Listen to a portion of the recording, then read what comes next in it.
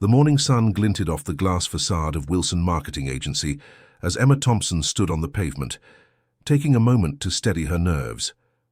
At 34, Emma had built a reputation as one of London's most successful business investors, but today no one would know that. The butterflies in her stomach weren't from inexperience, they came from knowing how much was at stake. 3 months earlier, Emma had noticed Wilson's potential during a market analysis. Once a creative powerhouse, the agency had fallen into decline despite its talented staff.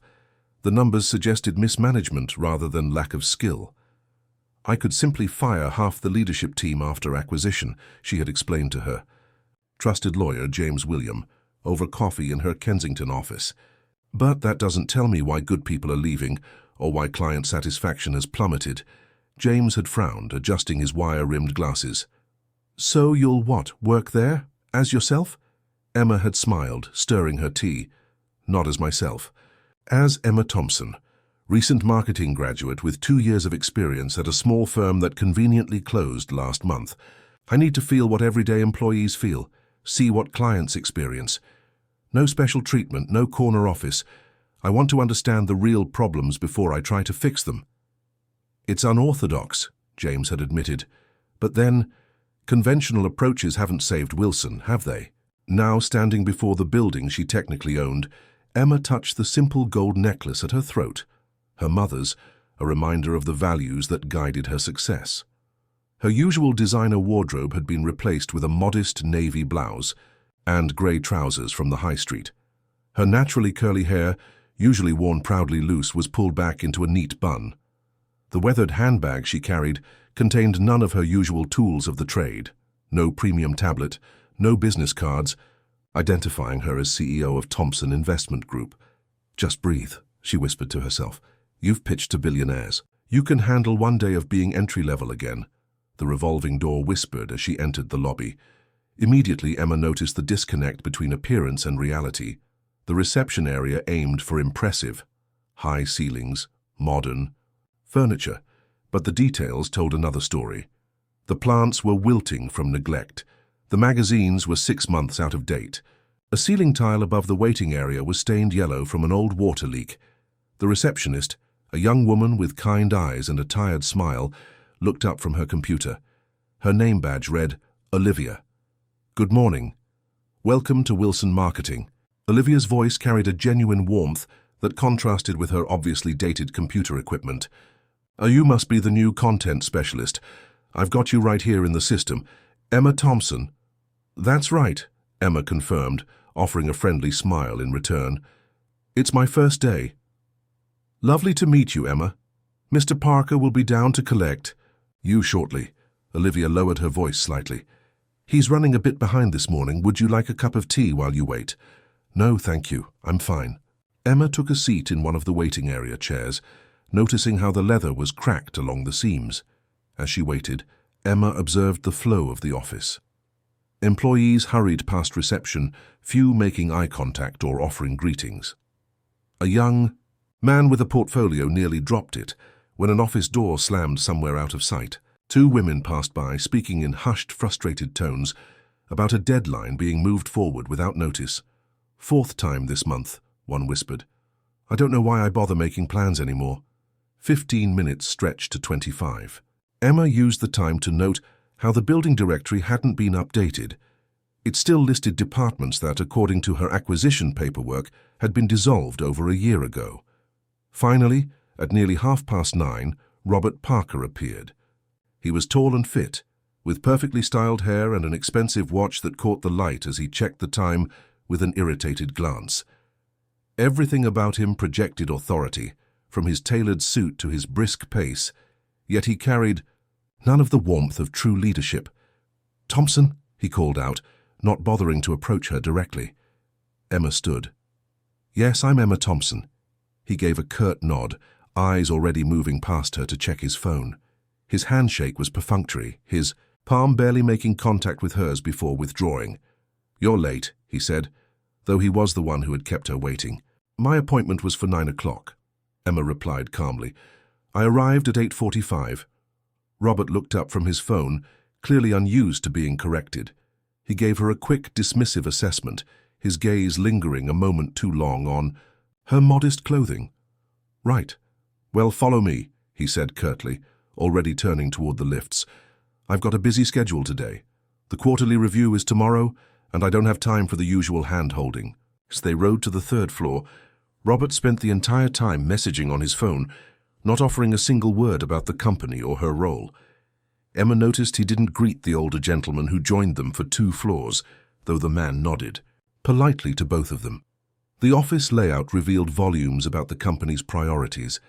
The creative team, the heart of any marketing agency, was crowded into an open area with insufficient space, while several glass-walled offices stood conspicuously empty. The break room had a sign indicating the coffee machine was out of order. The date on the notice was from 6 weeks ago. "Morning, Robert," called a cheerful voice.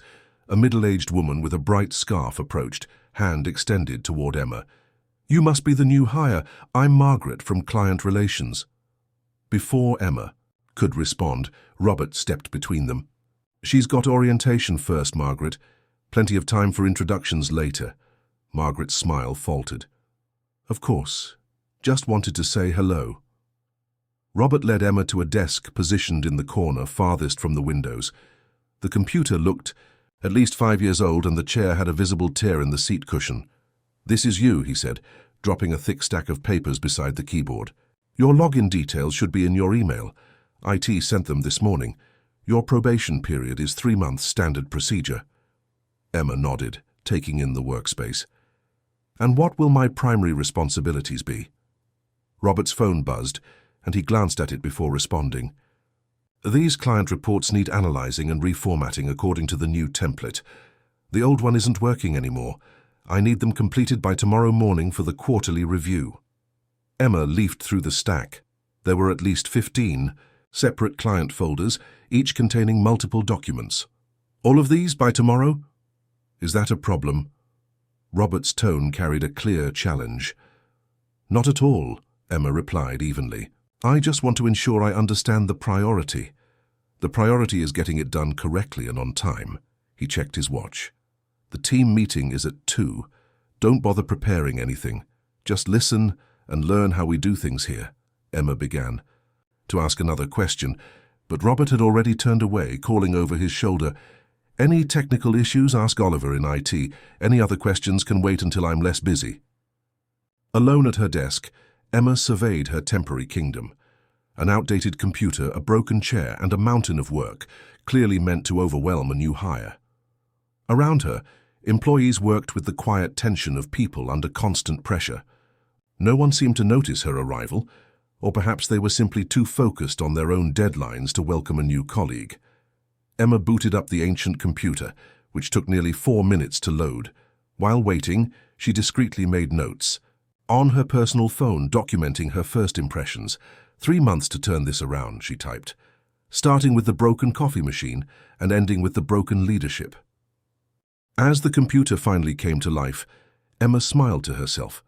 In her handbag, nestled beside her modest lunch, was a small leather portfolio containing the signed papers confirming her ownership of Wilson Marketing Agency. In exactly 10 days, those papers would be made public. "This," Emma whispered to herself, straightening in her broken chair with renewed determination, "is going to be very interesting indeed." Emma's first few days at Wilson Marketing were eye-opening. By Wednesday morning, she had filled an entire notebook with problems that needed fixing.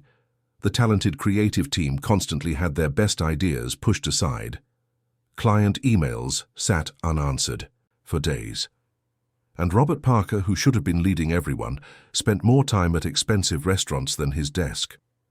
Emma watched it all quietly, building trust with her new co-workers while keeping her true identity hidden. She stayed late, each evening, reviewing company files and financial records she technically shouldn't have had access to. The picture grew worse with everything she discovered. During Wednesday's team meeting, Emma sat at the back of the room. The discussion turned to Westfield Department Stores, their biggest client. Someone mentioned they were unhappy with recent work. Emma carefully raised her hand. "I noticed in the files that Westfield is considering leaving us. I have some ideas that might help keep them." The room went silent. Robert's face darkened as he stared at Emma. "New staff should listen, not speak," he said coldly. "We have systems in place. We don't need suggestions from people who've barely unpacked their desk." Emma nodded politely and wrote something in her notebook. What she wrote was, "Toxic leadership. Ideas shut down based on who speaks, not what's said." After the meeting, a young woman with bright red hair approached Emma's desk. "Hi, I'm Lucy," she said quietly, glancing over her shoulder to make sure Robert wasn't nearby. "Just wanted to say your idea about Westfield was spot on." "Thanks," Emma replied. "I thought it might help." Lucy leaned closer. "Don't take it personally. Robert treats everyone like that, especially women.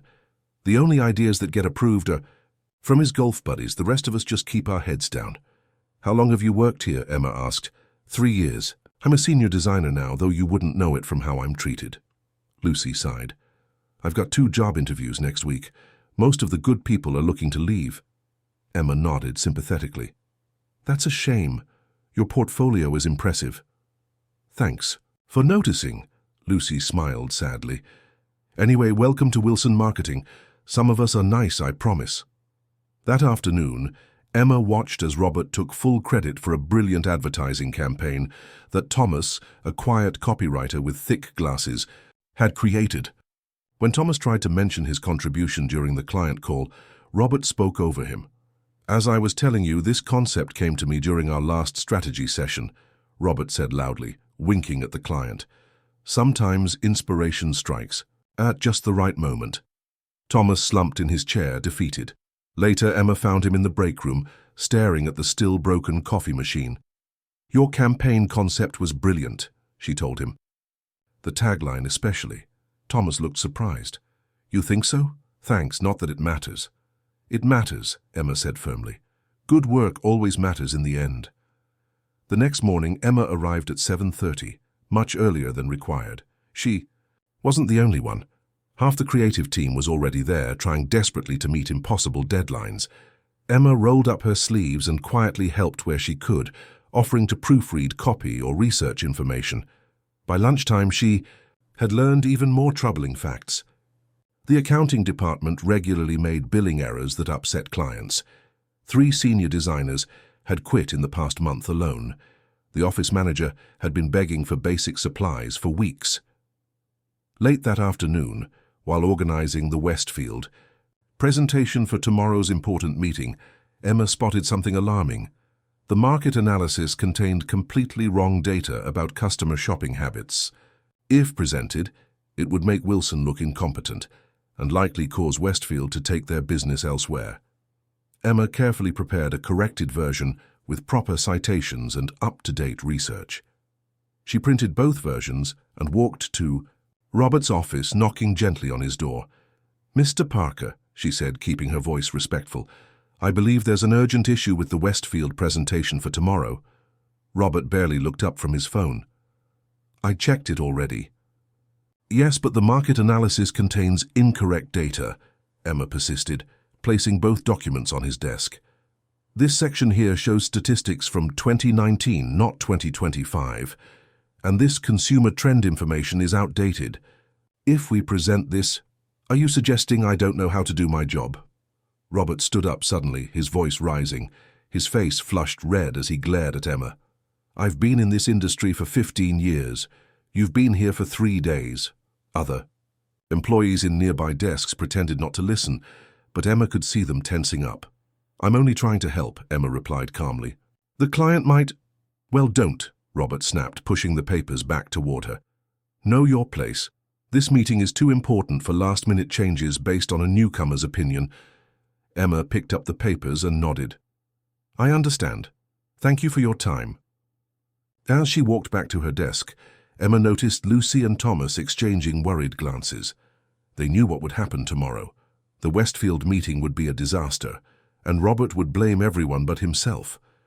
Emma sat down and opened her notebook to a fresh page. At the top she wrote, "Day 3, priority issues to address once ownership is announced." The list she began to write was very, very long. Friday morning arrived with dark clouds hanging over London, matching the mood at Wilson Marketing. Emma sat quietly in the corner of the large conference room, watching as Robert arranged presentation, folders with nervous hands. The Westfield team would arrive any minute, and the incorrect market data remained in the presentation despite her warnings. "Remember everyone, let me do the talking," Robert announced to the room. "This is our biggest client and we can't afford any mistakes." Emma noticed Thomas and Lucy exchange worried glances. They had both seen the errors too, but after watching what happened when Emma spoke up, neither dared to say anything. At exactly 10 o'clock, the Westfield representatives arrived. Mr. Jenkins, their marketing director, led a team of 4 serious-looking people in dark suits. Robert greeted them with excessive cheer, his voice louder than necessary. "Wonderful to see you all. We have some exciting ideas to share today." Emma watched carefully as the presentation began. Robert spoke quickly, flipping through slides and making grand promises. For 20 minutes, everything seemed fine. Then they reached the market analysis section. Mr. Jenkins frowned, adjusting his glasses. "Excuse me, but these shopping trend figures can't be right." The room grew tense. Robert laughed nervously. "I assure you our research is thorough." "This says only 15% of customers shop online," Mr. Jenkins said, pointing to the slide. "That might have been true 5 years ago, but our internal data shows it's over 60% now." Another Westfield executive spoke up. "And these consumer preference charts show data from before the pandemic. That's completely outdated." Robert's confident smile faded. He loosened his tie and glanced at his team with accusing eyes. "Well, there must have been a mix-up with the files." "A mix-up?" Mr. Jenkins raised his eyebrows. "Robert, these errors suggest you don't understand our business at all. We've invested a considerable amount with your agency, and this is deeply concerning." For 30 painful minutes, the Westfield team pointed out every error that Emma had tried to fix yesterday. Robert's face grew redder with each criticism. He kept looking at his team members as if they had betrayed him, though he was the one who had refused to make the corrections. When the Westfield team finally left, promising to reconsider their partnership with Wilson Marketing, a heavy silence filled the conference room. Staff members slipped away quietly, avoiding Robert's angry gaze. "Everyone back to work," he snapped. "And Thompson, conference room, now." Emma remained seated as others filed out. Through the glass walls, she could see worried faces watching. From desks. Robert closed the door and turned to her, his face twisted with anger. "You've been here 1 week," he began, his voice low but sharp, "and you're already disrupting my team. You've been questioning processes, talking directly to senior staff and undermining my authority." Emma met his gaze calmly. "I was only trying to improve our work for the clients." "That's not your job." Robert slammed his hand on the table, making pens jump. "Your job is to do what you're told, nothing more." Outside, Emma could see Lucy whispering to Thomas. Other employees pretended to work while watching the drama unfold. "I highlighted the errors in the Westfield presentation yesterday," Emma said quietly. "The same errors they just pointed out." Robert's neck flushed red. "Are you saying this disaster is my fault?" "I'm saying we could have avoided disappointing our biggest client." "Not everyone is cut out for this industry," Robert said coldly. "Some people don't understand how things work in the real world. Some people don't know when to stay in their lane." Emma folded her hands on the table. "Perhaps we have different views on effective management." The statement hung in the air between them. For a moment, Robert seemed taken aback by her calm defiance. "We certainly do," he finally replied, straightening his tie. "And I'm the manager here, not you." He stood taller, regaining his composure. "I don't think you're a good fit for Wilson Marketing. Your employment is terminated, effective immediately." Though Emma had known this might happen, the words still stung. She had hoped to complete her undercover mission without causing such disruption, but perhaps this was better. Now she had experienced firsthand how Robert treated those who dared to question him. "I understand," she said simply, standing up. The office had gone completely silent as Emma walked to her desk to collect her few belongings. She didn't have much: her notebook, a cardigan, and her handbag. Lucy looked close to tears, while Thomas stared at his computer screen, unable to meet her eyes. As Emma packed her things, Robert stood watching from his office doorway, arms crossed in satisfaction. Several employees whispered expressions of sympathy as she passed their desks. "Please send the termination documentation to my email," Emma said politely when she reached the door. "I'll need it for my records." Robert nodded curtly. "HR will handle it." Emma smiled, a small but genuine smile that seemed to confuse him. "Thank you, I appreciate that." The receptionist, Olivia, looked up in surprise as Emma approached the front desk. "You're leaving early." "I'm leaving permanently," Emma replied. Softly. "It was lovely meeting you, Olivia." Outside, the threatening rain had finally begun to fall. Emma stepped under the building's awning and pulled out her phone. Her finger hovered over a contact labeled James William, Legal Counsel. She took a deep breath and pressed call. "James?" "It's Emma," she said when he answered. "It's time for Phase 2. Schedule a board meeting for tomorrow morning, 9 a.m. sharp, and make sure everyone's required to attend." She ended the call and looked back at the Wilson Marketing Building, rain streaming down its glass facade. "Tomorrow," she whispered to herself, "will be very interesting indeed." Robert woke up Saturday morning with a terrible headache. After losing the Westfield account yesterday, he had stopped at the pub for just one drink that turned into several. His phone buzzed with an urgent message that made his stomach sink even further. "Emergency board meeting, 9 a.m. Attendance mandatory." Robert groaned. The last thing he wanted was to face William, the company's aging founder, and explain why their biggest client was leaving. He quickly showered, swallowed 2 headache pills, and put on his best navy suit. Perhaps he could blame the disaster on that interfering new employee he'd fired. Yes, that would work. Emma Thompson had disrupted everything with her questions and suggestions. At 8:55, Robert hurried through the nearly empty Saturday morning office. The weekend security guard nodded as he passed. "They're waiting for you in the main conference room, Mr. Parker." "Who's waiting?" Robert asked, straightening his tie. The guard shrugged. "Important-looking people, lots of suits." Robert's headache pounded harder as he pushed open the conference room door. His steps faltered when he saw the scene inside. The long table was filled with people he didn't recognize, serious men and women in expensive suits with leather portfolios. At the head of the table sat William, looking unusually pale and nervous. "Ah, Robert," William said, his voice strained. "Please take a seat." "What's happening?" Robert asked, remaining standing. "Who are these people?" William gestured to an empty chair. "Please, just sit down." Robert slowly lowered himself into the chair, eyeing the strangers suspiciously.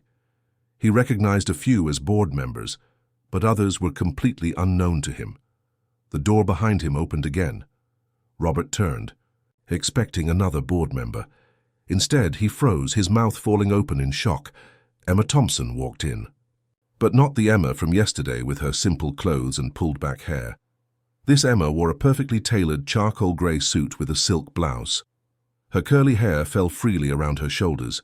She carried a premium leather portfolio with gold corners, and her confident stride was that of someone who owned every room she entered. "Sorry I'm late," she said in a clear, commanding voice that Robert had never heard from her before. William stood up quickly. "Everyone, I'd like to introduce Emma Thompson, our new Chief Executive Officer and majority owner of Wilson Marketing Agency."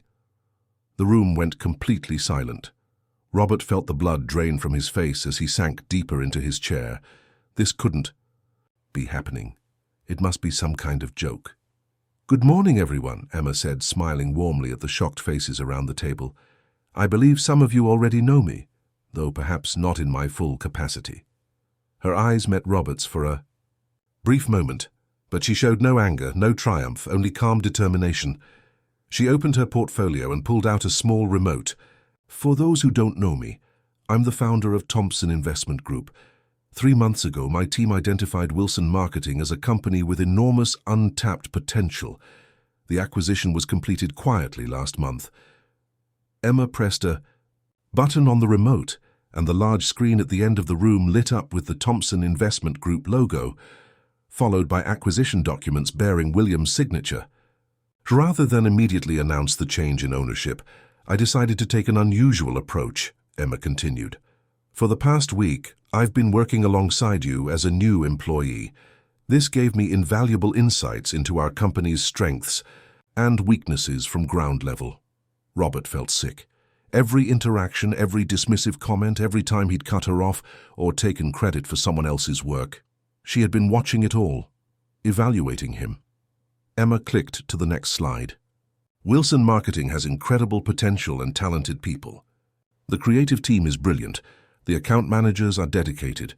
The support staff works miracles with limited resources. Several employees around the table sat straighter, looks of surprise on their faces at hearing such praise.